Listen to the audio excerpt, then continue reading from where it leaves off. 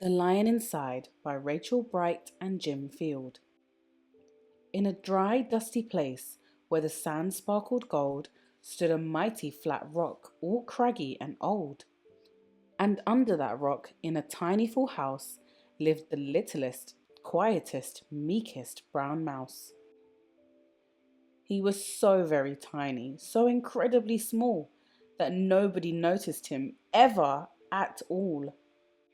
He got trod on and sat on and missed out for stuff, ignored and forgotten. Yes, mouse life was tough. Meanwhile, far above, on top of the rock, times were quite different. It was lion o'clock. This huge, toothsome creature made sure everyone saw how important he was by how loud he could. He was head of the pack. He was shouty and tough. He loved showing the crowd he was made of strong stuff. Yes, all were impressed by this mighty king cat. If only, thought Mouse, I could be more like that.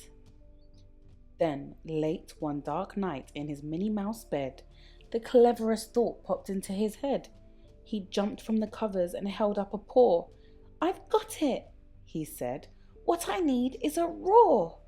I mean, what if this mouse with the weeniest squeak was a little more grrr and a little less meek? Well, he'd still be the smallest of fuzzy brown mice, but he'd make friends and join in, and life would be nice. Yes, thought the mouse, I must find out how. I will learn how to roar, and I will learn it now. But, oh my gosh, there was only one beast who could teach him this thing, but might make him a feast. It was time to be strong, take a chance. After all, forever was such a long time to feel small. So he made himself brave, and he thought like a winner. He set off for the top, hoping not to be dinner. It felt like the scariest thing he could do, but if you want things to change, you first have to change you. The further he climbed, the closer he got to the slumbering lion reclining on top. Then, at last, as he stood on his tippity toes, he found himself suddenly nose to nose. Ahem, pardon me. Wake up, Mr. Lion, you've got company.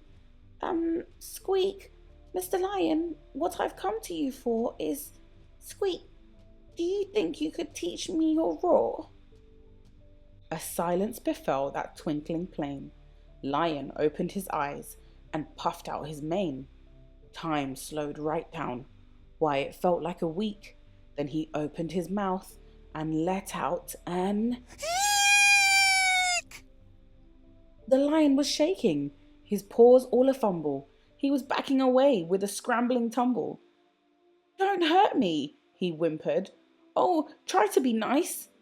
Well, my goodness, this lion was frightened of mice. Don't worry, Mouse peeped. I'm a friend, not a foe. Let's rock this together. We'll have fun, don't you know? That was a magical moment for sure, when Mouse didn't feel at all small anymore. He had found his true voice and learned to speak out, and for that you don't need to roar or to shout. And from that day and always, the two were a pair. They both liked that rock better, now that rock was to share. The mouse, while still little, felt big in his head, and Lion, he still roared, but with laughter instead.